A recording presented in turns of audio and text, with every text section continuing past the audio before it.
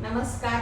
कल्पकस्तुरी classes मध्ये तुमचं पुन्हा एकदा खूप खूप स्वागत आहे. आपण मागच्या व्हिडिओमध्ये मल्टिप्लिकेशन कंप्लीट केलेलं आहे, ॲडिशन कंप्लीट केलंय, मल्टिप्लिकेशन आणि सबट्रॅक्शन सुद्धा झालंय.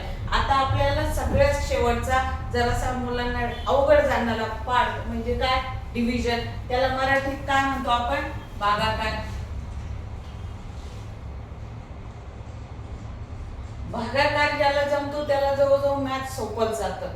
आणि डिव्हिजन असो मल्टिप्लिकेशन असो, तुम्हाला काय आलं पाहिजे, टेबल. बघा मी इथे 4चा टेबल लिहून ठेवलाय, 4चा.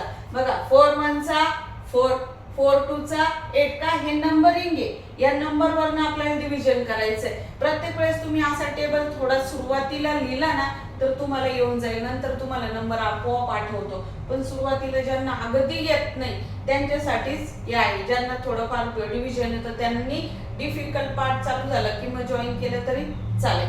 तर हा नंबर 4चा टेबल मी इथं लिहून ठेवलाय आणि एक्झाम्पल पण घेतलंय आपण. काय, हे डिव्हिजनचं साइन आहे. इथं आपण थोडंसं सोपं घेऊ. 88 डिवायडेड बाय काय मी घेतलंय पहिलं एक्झाम्पल 4 आणि 32 दुसरं डिवायडेड बाय 4 हे दुसरं एक्झाम्पल अगदी सुरुवातीला. तर बघा आता 4च्या टेबल मध्ये याला काय म्हणतो आपण, डिवायझर म्हणतो आणि याला काय म्हणतो, डिव्हिडंड म्हणतो. आता या 4च्या टेबल मध्ये हा जो 8 आहे तो किती नंबरला आहे, तो नंबर काय करायचा आपल्याला वरती लिहायचा. मग चेक करा किती नंबरला, 8 2 नंबरला. हा जो नंबर आहे हा काय करायचा इथं लिहायचा, 4 2 चा 8 आणि 8 पुन्हा लिहायचा आणि काय करायचं, सबट्रॅक्शन करायचं.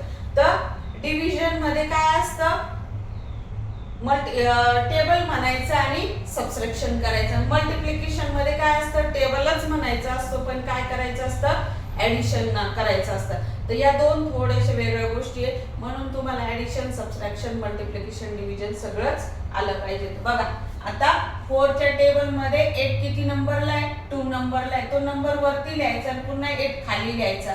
8 मधनं 8 गेले, किती उरले तुमचे, 0. बघा आता राहिलं कोण, 8. असं बाण टाकायचा आणि तो 8 घ्यायचा खाली. आता पुन्हा 8 लाच डिवाइड करायचं आपल्याला. पुन्हा काय आहे तुमचं, 4च्या टेबल मध्ये 8 किती नंबरला आहे, अगेन किती नंबरला आहे, 2 नंबरला आहे. पुन्हा तोच नंबर लिहायचा, 4 2 चा 8. पुन्हा 8 मधनं 8 गेले, किती उरले, 0. हा 0. आता याला काय म्हणतो आपण, रिमाइंडर म्हणतो इंग्लिश मध्ये आणि मराठीत काय म्हणतो, बाकी. तर तुमची बाकी किती उरली, 0. आणि इंग्लिश मध्ये आर लिहितात, आर इज इक्वल टू 0. समजलं, हे तर सोपं एक्झाम्पल होतं. आता इथं हे दुसरं एक्झाम्पल बघू आपण. बघा आता 4च्या टेबल मध्ये 3 तर नाहीच आहे. जेव्हा ह्या संख्येपेक्षा ही संख्या काय असते, छोटी असते, तेव्हा आपण काय करतो, या दोघांना भाग देतो, दोघांना धरायचं. मग कधी पण याच्यापेक्षा, डिवायझर पेक्षा डिव्हिडंड छोटं असेल तेव्हा त्याच्या शेजारची पण संख्या काय करा तुम्ही, हिशोबात धरा आणि दोघांना भाग द्या. मग 4च्या टेबल मध्ये 32 आहे का, चेक करा, इकडे या. 4च्या टेबल मध्ये 32 आहे. किती नंबरला आहे, 8 नंबरला आहे. मग लिहा तो नंबर इथं, 4 8 चा 32. दोघांना, हे तो उलट याच्यापेक्षा सोपं आहे. 2 मधनं 2 गेले 0, 3 मधनं 3 गेले 0. तुमचा रिमाइंडर किती आला, 0. तुमचं डिव्हिडंड किती आला, क्वोशंट किती आला, 8. याला म्हणतो आपण क्वोशंट आणि याला म्हणतो आपण रिमाइंडर किंवा बाकी. तर हे आपलं आन्सर असतं डिव्हिजन मध्ये. वरचं जे असतं ते काय असतं तुमचं आन्सर. पुन्हा या दोघांचं मल्टिप्लिकेशन केलं तर ही संख्या येते. आपण जेव्हा व्हेरिफायचे एक्झाम्पल घेऊ ना तेव्हा तुम्हाला ते मी शिकवणार. ठीक आहे, आपण आणखी एक एक्झाम्पल घेऊन मग मी तुम्हाला 2-3 देते. 4चंच घेऊ सध्या. 36. पुन्हा काय आहे, 4 पेक्षा 3 काय आहे, लहान आहे. मग दोघांना भाग द्यायचा.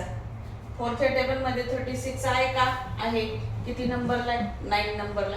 तो नंबर काय करायचा आहे, वरती लिहायचं आहे 4 9 चा 36. पुन्हा 6 मधनं 6 गेला 0, 3 मधनं 3 गेला 0. तुमचा रिमाइंडर किती आला 0. क्वेश्चन किती आला 9.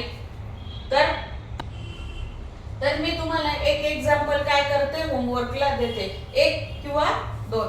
तर ठीक आहे, आपण एक एक्झाम्पल होमवर्क साठी घेऊ. पेनाची शाई पण ठीक आहे.